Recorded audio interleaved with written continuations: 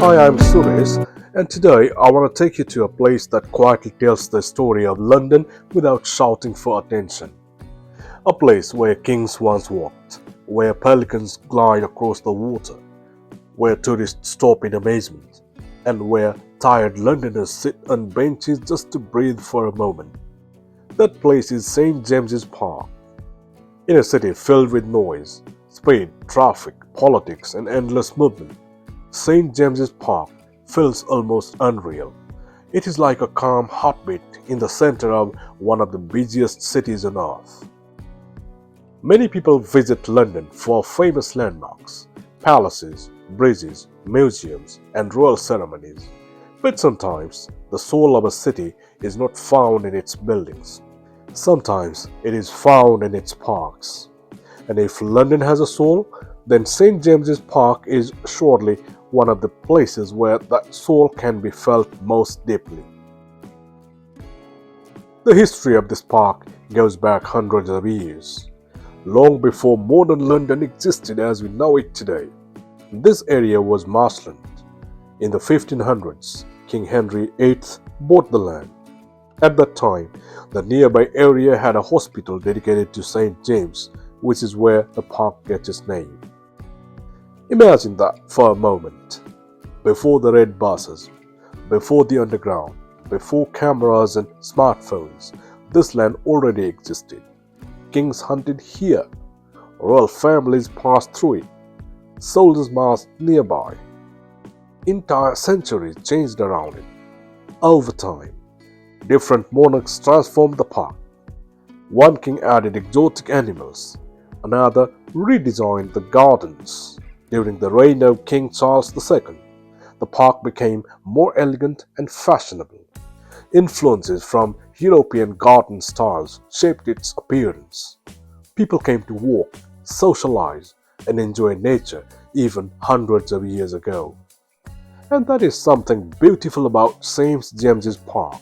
It has always brought people together, rich and poor, locals and foreigners, workers and tourists, young couples and elderly walkers, photographers and joggers, people from every language and every background. The park does not ask who you are before welcoming you.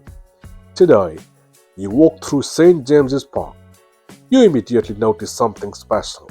The atmosphere changes, the air feels softer, the sounds become gentler, even the pace of walking slows down naturally. You see the lake stretching peacefully through the center of the park. Ducks move quietly across the water. Swans glide with elegance. And of course, the famous pelicans stand proudly like permanent guardians of the lake. These pelicans are one of the park's most unique traditions. They have lived here for centuries after being introduced long ago as royal gifts. Children gather excitedly to watch them being fed. Tourists take endless photographs. And somehow, these unusual birds have become part of London's identity itself. Then there are the flowers. In spring and summer, the gardens explode with color: red, yellow, purple, white. Every flower bed feels carefully painted by nature. The scent in the air mixes with fresh grass and morning rain. Even in cloudy days, the park feels alive. And the trees, some old, tall, and deeply rooted, stand like silent witnesses to history. They have watched empires rise and fall. They have seen horse carriages replaced by cars, letters replaced by smartphones, and silence replaced by constant digital noise. Yet they still stand there calmly. That calmness is perhaps the greatest gift of St. James's Park. Modern life can be exhausting. People wake up early, rush to trains, stare at screens, worry about bills, deadlines, and responsibilities. Cities can make people feel disconnected from themselves. But parks like this remind us that human beings still need nature, not just for beauty, but for balance. A simple walk beside the lake can clear the mind more than hours spent indoors. Watching birds can slow anxious thoughts. Sitting quietly under a tree can help someone feel human again. That is why St. James's Park is not just a tourist attraction. It is almost like therapy without walls. And yet, despite its peaceful feeling, the park sits beside some of the most important places in Britain. Nearby stands Buckingham Palace, the home of the British monarch. Close to the park are government buildings, royal roads, ceremonies, and historic landmarks. On certain days, visitors can hear marching bands and watch royal guards passing nearby. This creates a fascinating contrast. Inside the park, nature feels gentle and timeless. Outside the park, the machinery of a modern capital city continues at full speed. Few places in the world combine royal history, political importance, and natural beauty so perfectly. Tourists from across the globe visit the park every day. Some arrive from Europe, some from Asia, Africa, the Americas, and the Middle East. Many come expecting only a quick visit, but often they stay longer than planned. Why? Because the park gives people a feeling they cannot easily describe.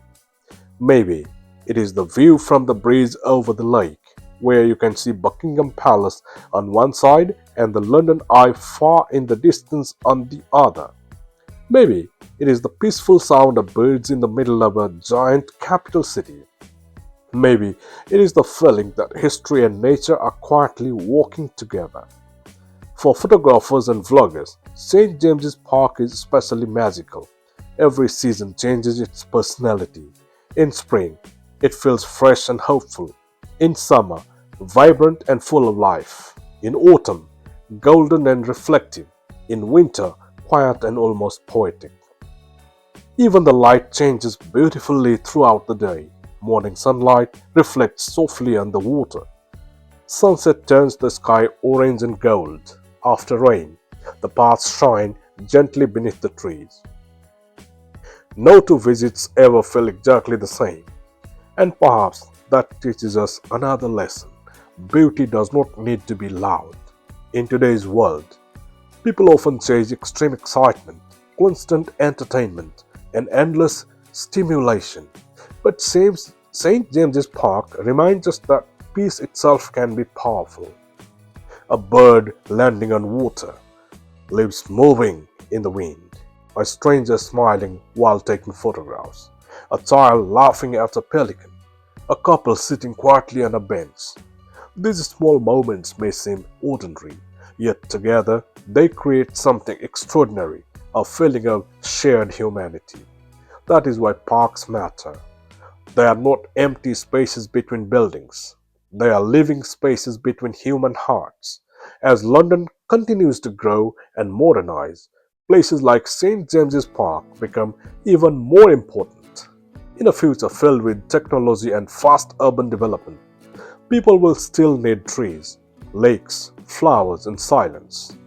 Because no matter how modern society becomes, human beings still belong to nature.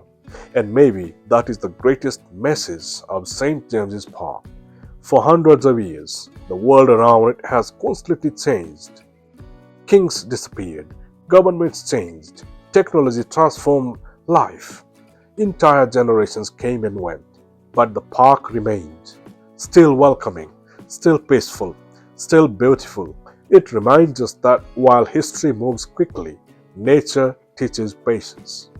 So the next time you visit London, do not only rush from landmark to landmark. Slow down for a moment. Walk through St. James's Park. Listen to the birds. Watch the reflections on the lake. Feel the breeze through the trees. And perhaps in that quiet moment, you will understand why this park is more than just a park. It is a reminder that even in the heart of a megacity, serenity can still exist.